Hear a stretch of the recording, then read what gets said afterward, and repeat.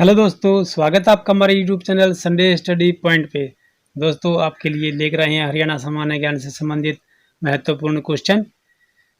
यदि अभी तक आपने हमारे यूट्यूब चैनल को सब्सक्राइब नहीं किया, जल्दी से कर दीजिएगा, साथ में घंटे के निशान को दबाइएगा और हमारी वीडियो को लाइक कीजिए, कमेंट कीजिए, शेयर कीजिएगा अपने दोस्तों के साथ। तो चलिए आज चलते हैं हमारे आज के पहले क्वेश्चन के साथ। देखिए, इससे पहले हमारे 25 क्वेश्चन हो चुके हैं जिससे पहले वाली वीडियो अपलोड हुई है। यदि वे नहीं देखें तो आप उन्हें देख सकते हैं। ठीक है जी, इसी वीडियो के अंत में आपको लिंक मिल जाएगा। देखिए, भारतीय फिल्म कलाकार मनोज कुमार निमन जिले से संबंध रखते हैं। देखिए, कैथल, करनाल, रोहतक, पानीपत। देखिए, भारतीय फिल्म कलाकार है मनोज कुमार जी, उनका संबंध किस जिले से है? आंसर आप भी दे सकते हैं, अपने कमेंट कर सकते हैं। ठीक है जी, ये आंसर होगा हमारा ऑप्शन नंबर 3। देखिए, रोहतक से हैं ये। ठीक है दोस्तों, चलिए नेक्स्ट क्वेश्चन नंबर। पूर्व हड़प्पा स्थलों की निम्न में से किसकी खुदाई में राजा का मुकुट मिला है? देखिए, पूर्व हड़प्पा स्थलों की जो हड़प्पा है सभ्यता, उससे जो पूर्व हड़प्पा स्थलों की तो निम्न में से खुदाई में राजा का मुकुट मिला है, वो कहाँ से मिला है? देखिए, बनावली, राखीगढ़ी, कुणाल या अगरुआ। देखिए, आंसर होगा हमारा ऑप्शन नंबर देखिए 4 था, ये अगरुआ से मिला हमें पूर्व हड़प्पा स्थलों की खुदाई से। देखिए, जो हमारी हड़प्पा सभ्यता है, जो उनसे पहले जो सभ्यता थी, ठीक है जी, उससे संबंधित ये मिला है खुदाई में राजा का मुकुट। ठीक है जी, चलिए चलते हैं नेक्स्ट क्वेश्चन हमारे। नेक्स्ट क्वेश्चन हमारा 1845 में लाडवा विद्रोह का नेता था। देखिए, अजीत सिंह, जोबित खां, जोधा सिंह या महावत खां। देखिए, वो 1845 में तो लाडवा का विद्रोह हुआ था। देखिए, 1857 की अलग हुआ था, 1845 का उससे पहले हुआ था। ठीक है जी, तो इसका आंसर देखिए हमारा ऑप्शन नंबर फर्स्ट देखिए अजीत सिंह थे ये 1845 में लाडवा विद्रोह के नेता। ठीक है जी, फिर हरियाणा में निम्नलिखित में से किस स्थान पर नवोदय विद्यालय स्थित है?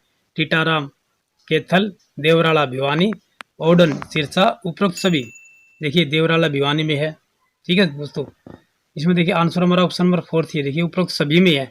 ठीक है, नवोदय विद्यालय जो है टीटाराम, कैथल, देवराला भिवानी, ओडन, सिरसा, ये तीनों स्थानों पर ही नवोदय विद्यालय है। ठीक है जी, चलिए नेक्स्ट क्वेश्चन चलते हमारे। नेक्स्ट क्वेश्चन हमारा है नीमन सभी रेवाड़ी।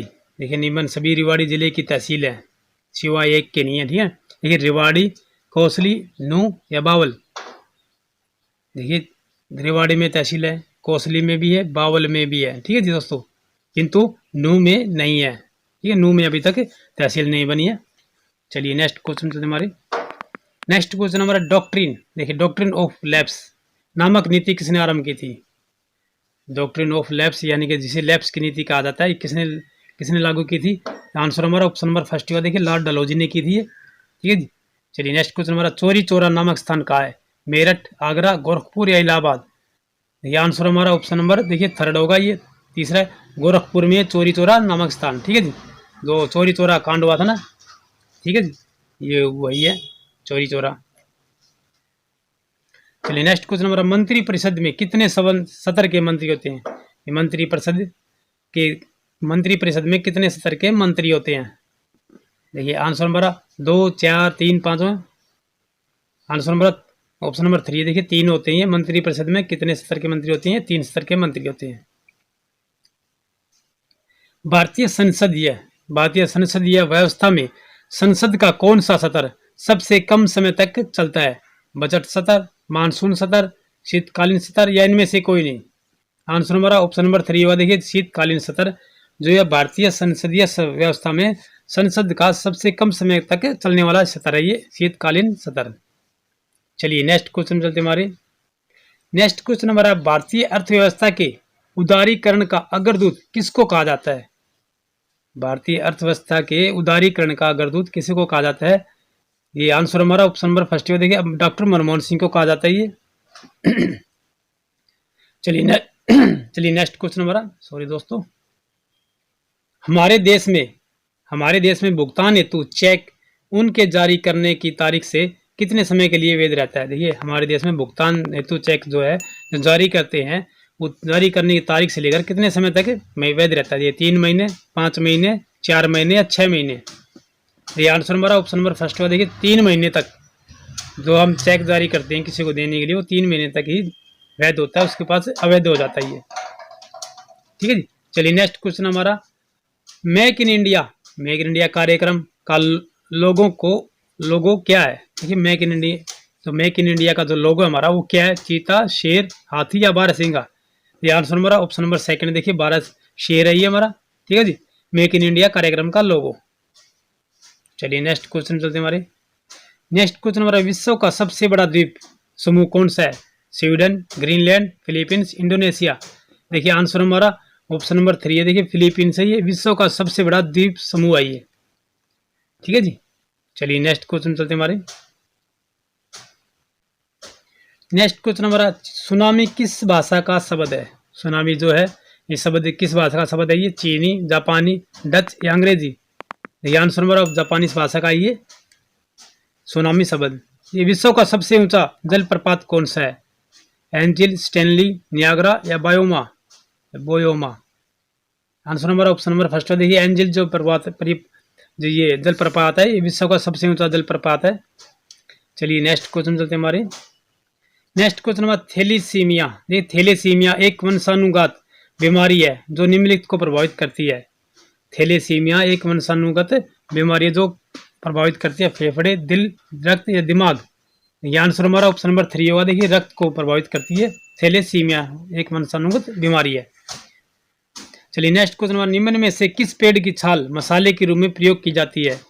ये कौन से पेड़ की छाल है जो मसाले के रूप में प्रयोग की जाती है? नीम, ताड़, दालचीनी या लौंग? देखिए आंसर हमारा ऑप्शन नंबर 3 होगा, देखिए दालचीनी है।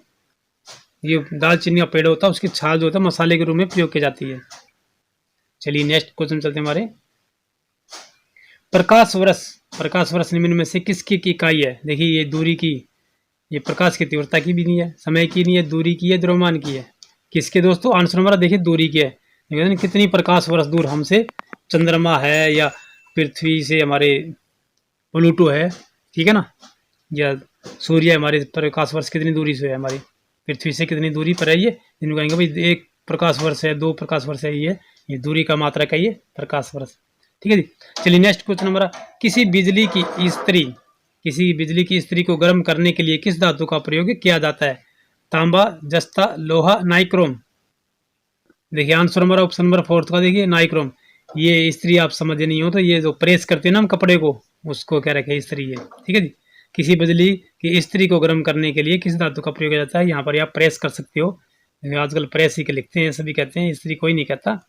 ये जो पहले का समय था उसमें इस्त्री कहा जाता है, अब से 5 साल पहले 10 साल पहले इस्त्री ही कहा जाता था, लेकिन अब सभी प्रेस करने लगे हैं। ठीक है जी, चलिए नेक्स्ट क्वेश्चन चलते हैं हमारे। नेक्स्ट क्वेश्चन हमारा, टूटी हड्डियों को जोड़ने के लिए निम्नलिखित में से किसका प्रयोग किया जाता है? देखिए टूटी हड्डियों को जोड़ने के लिए निम्नलिखित में से किसका प्रयोग किया जाता है?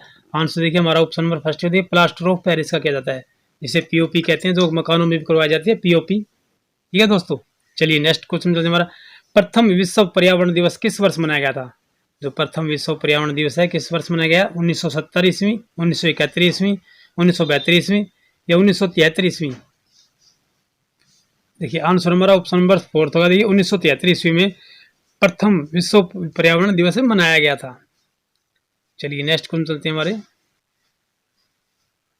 पर्यावरण संरक्षण अधिनियम 1986 में कुल कितनी धाराएं हैं? 26, 28, 27 या 25?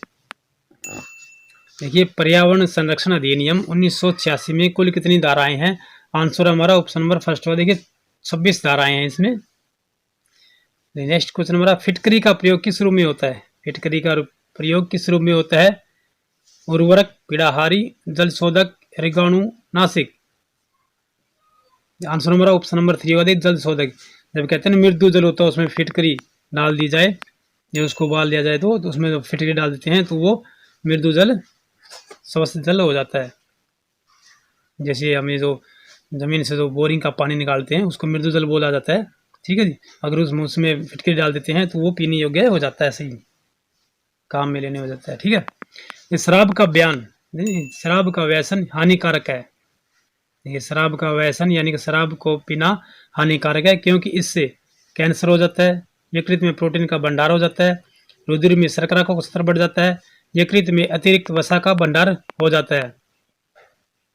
देखिए आंसर हमारा ऑप्शन नंबर 4 होगा, देखिए यकृत में अतिरिक्त वसा का भंडार हो जाता है जो शराब की जाती है तो उसकी वजह से। ठीक है जी। Next question number, bank note press. देखिए बैंक नोट प्रेस यानी कि जो बैंक के जो हमारे नोट होते हैं उनका बैंक जो प्रेस लगा रखी है वो कहाँ है? नासिक, कानपुर, देवास या Allahabad? Answer number option number 3 हुआ, देखिए देवास। देवास है जो वहाँ पर नोट छापने की प्रेस है। ठीक है जी। चलिए नेक्स्ट भी, नेक्स्ट क्वेश्चन नंबर, ये तो चलिए इसका आंसर बताते हैं आपको। 6993 होगा। देखिए स्थानीय मानों का अंतर कितना है? देखिए 7 का कितना हुआ? देखिए 3। ठीक है जी, इसमें घटा दिया गया 69930 हुआ। 7 के स्थानीय मानों का अंतर कितना है? देखिए यहाँ पर देखिए ये दहाई का हो गया, सैकड़ा, हज़ार, 10,000, देखिए यहाँ पर 10,000 हो गया, इसमें से घटा दिया गया है तो इसके आ गया है। ठीक है जी। चलिए नेक्स्ट, कहाँ की नगर पालिका ने प्रस्ताव पारित कर प्रिंस ऑफ वेल्स के आगमन का बहिष्कार किया था? यानी कहाँ की नगर पालिका थी जिन्होंने प्रस्ताव पारित कर प्रिंस ऑफ वेल्स के आगमन का बहिष्कार किया था? हिसार, रोहतक, रेवाड़ी या गुड़गांव? ये कहाँ की रियासत थी, जो नगर पालिका थी दोस्तों? देखिए आंसर होगा हमारा ऑप्शन नंबर 2 होगा, ये रोहतक की थी। रोहतक की नगर पालिका थी जिन्होंने प्रस्ताव पारित कर दिया था कि प्रिंस ऑफ वेल्स के आगमन का बहिष्कार करेंगे। ठीक है जी। चलिए नेक्स्ट क्वेश्चन नंबर, हरियाणा प्रदेश की ज्ञात प्रथम भाषा कौन सी है? छांदस, प्राकृतिक, कौरवी या संस्कृत? देखिए हरियाणा प्रदेश की ज्ञात प्रथम भाषा कौन सी है? आंसर होगा हमारा ऑप्शन नंबर 1 होगा, देखिए छांदस। ये छांदस भाषा है जो हरियाणा प्रदेश की प्रथम ज्ञात भाषा है। ठीक है जी। चलिए नेक्स्ट चलते हैं हमारे, नेक्स्ट क्वेश्चन नंबर, प्रदेश में भाषा का ज्ञान कब से उत्पन्न माना जाता है? जो भाषा का ज्ञान है ये प्रदेश में कब से माना जाता है? 600 ईसा पूर्व के बाद, 1000 ईसा पूर्व के बाद, 1500 ईसा पूर्व से पहले या 700 ईस्वी के बाद? यानी प्रदेश में भाषा का ज्ञान कब से उत्पन्न माना जाता है? देखिए आंसर होगा हमारा ऑप्शन नंबर 3 होगा, ये 1500 ईसा पूर्व से पहले। 1500 ईस्वी में देखिए हमारी सिंधु सभ्यता थी, उनकी भाषा थी, वो बोलते थे, तो यानी कि 1500 ईसा पूर्व से पहले की भाषा है हमारी प्रदेश में भाषा का ज्ञान। ठीक है जी। चलिए नेक्स्ट क्वेश्चन हमारा, हरियाणा का प्रथम राज कवि होने का श्रेय किसको प्राप्त है? देखिए हरियाणा राज्य का प्रथम कवि राज्य कवि होने का श्रेय किसको प्राप्त है? धर्मवीर, उदय भानु हंस, हेमचंद्र या कृष्णचंद्र? देखिए क्वेश्चन पहले आ चुका है, ये 2 से 3 बार जो पिछली वीडियो हमारी अपलोड हुई है उनमें पहले क्वेश्चन आ चुका है। आंसर होगा हमारा ऑप्शन नंबर 2 होगा, उदय भानु हंस। देखिए उदय भानु हंस भी लिखा मिल जाता है और ये हंस भी लिखा मिल जाता है, या फिर उदय भानु ही मिलेगा आपको। ठीक है ना। देखिए गोल मोल करके पूछते हैं क्वेश्चन परीक्षा में, यानी कि कोई ना कोई किसी न किसी तरह गलती करे और इन्हें आंसर कट जाए नंबर। ठीक है ना, तो ये ध्यान रखिएगा अब। फिर नवयुग सभा से रेवाड़ी के संस्थापक कौन थे? बनारसी दास, मान सिंह, देवीदयाल, बदलू राम? नवयुग सभा रेवाड़ी के संस्थापक कौन थे? आंसर होगा हमारा ऑप्शन नंबर 1 देखिए बनारसी दास थे नवयुग सभा रेवाड़ी के संस्थापक। ठीक है दोस्तों। नेक्स्ट क्वेश्चन नंबर, हरियाणा के किस जिले में 7 इंडस्ट्रियल एस्टेट हैं? फरीदाबाद, पानीपत, गुड़गांव, भिवानी? 7 industrial estate. ठीक है ना, हरियाणा किस जिले में है? फरीदाबाद, पानीपत, गुड़गांव या भिवानी? ध्यान से होगा हमारा ऑप्शन नंबर 3 होगा, ये गुड़गांव में है। तो 7 इंडस्ट्रियल एस्टेट बना जा चुके हैं, और ये तो आप ये सीधा सा भी जवाब दे सकते हैं, वैसे ही तुक्का भी लगा सकते हैं कि सबसे ज़्यादा उद्योग गुड़गांव में ही लगे हुए हैं, जो बाहर की फैक्ट्रियाँ विदेशों से भी। ठीक है ना। फिर देखिए जिला फरीदाबाद में निम्नलिखित में से कौन सी फैक्ट्री है? ट्रैक्टर, रेफ्रिजरेटर, रबड़, टायर या फिर ये सभी? ये जिला फरीदाबाद में कौन सी फैक्ट्री लगी हुई है? ट्रैक्टर, रेफ्रिजरेटर, रबड़ या फिर ये सभी? ध्यान से होगा हमारा ऑप्शन नंबर और था ये सभी। ये क्वेश्चन भी हमारा पहले आ चुका है। फिर केंद्र सरकार द्वारा कहाँ ऑटोमोबाइल उद्योगों के लिए एक अनुसंधान एवं विकास संस्थान स्थापित किया जा रहा है? देखिए जो केंद्र सरकार है उन्होंने ऑटोमोबाइल के लिए, ऑटोमोबाइल उद्योग हमारे, उनके लिए एक अनुसंधान एवं विकास संस्थान स्थापित किया जा रहा है। कहाँ पर? गढ़ी, हरसरू, मानेसर, राई या कुंडली? आप भी आंसर दीजिएगा दोस्तों। आंसर होगा हमारा ऑप्शन नंबर 2 होगा। देखिए मानेसर में ये उद्योग है, ये ऑटोमोबाइल अनुसंधान विकास संस्थान स्थापित किया जा रहा है। ठीक है जी। चलिए नेक्स्ट क्वेश्चन चलते हैं हमारे। नेक्स्ट क्वेश्चन हमारा कृषि आधारित खाद्य प्रसंस्करण को बढ़ावा देने के लिए राज्य सरकार द्वारा कहाँ फूड पार्क स्थापित किए गए हैं। देखिए जो हमारी पिछली वीडियो थी उसमें ये आया हुआ था क्वेश्चन कि कृषि आधारित खाद्य प्रसंस्करण को बढ़ावा देने के लिए राज्य सरकार द्वारा कहाँ फूड पार्क स्थापित किए गए हैं। नरवाना, साहा, डबवाली, ये सभी।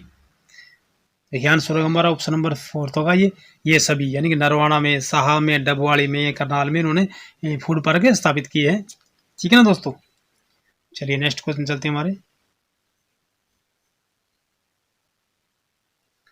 नेक्स्ट क्वेश्चन है पानीपत के बाहोली क्षेत्र में किसका कारखाना स्थापित किया गया है। पानीपत के बाहोली क्षेत्र में किसका कारखाना स्थापित किया गया है। उर्वरक कारखाना, चीनी कारखाना, सीमेंट कारखाना, तेल शोधक कारखाना। पानीपत के बहरौली में कौन सा कारखाना स्थापित किया गया है। आंसर होगा हमारा ऑप्शन नंबर 4 तो तेल शोधक कारखाना। तेल शोधक कारखाना है जो पानीपत के बहरौली में स्थापित किया गया है। देखिए नेक्स्ट क्वेश्चन हमारा है प्रसिद्ध ब्रह्म सरोवर राज्य में कहाँ स्थित है। देखिए प्रसिद्ध ब्रह्म सरोवर जो है ये कहाँ पर है।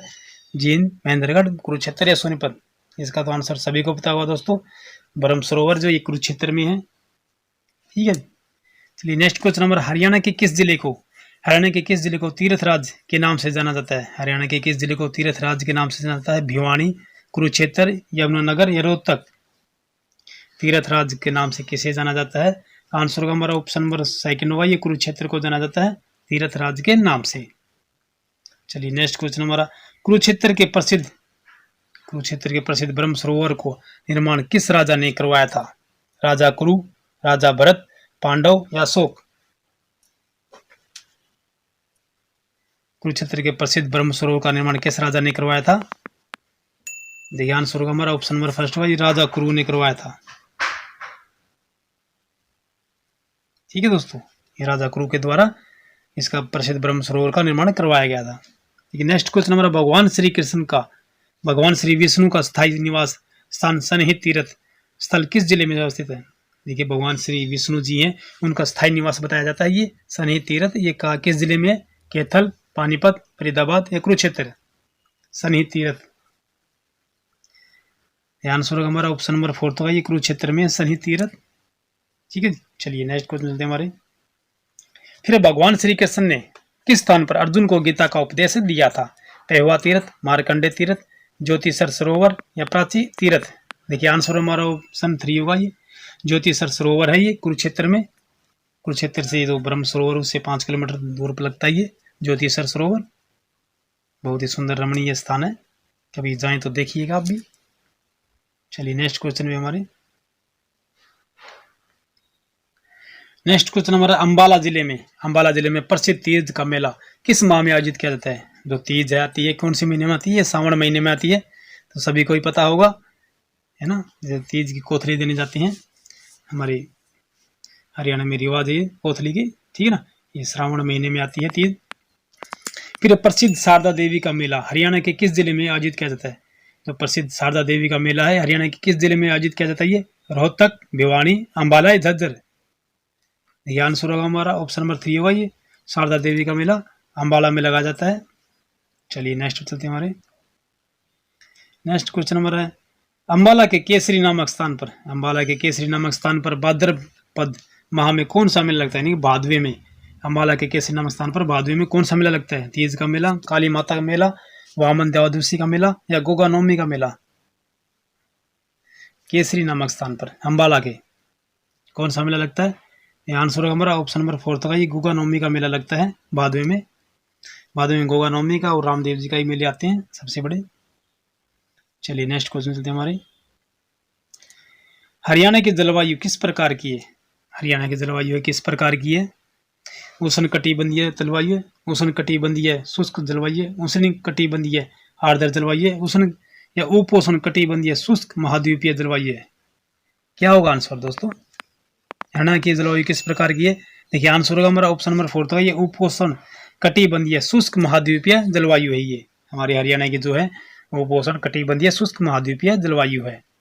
चलिए आज का हमारा अंतिम क्वेश्चन था दोस्तों। फिर मिलते हैं अगले नेक्स्ट वीडियो में, तब तक के लिए जय हिंद। और अभी तक आपने हमारे यूट्यूब चैनल को सब्सक्राइब नहीं किया जल्दी से कर दीजिएगा, ठीक है दोस्तों।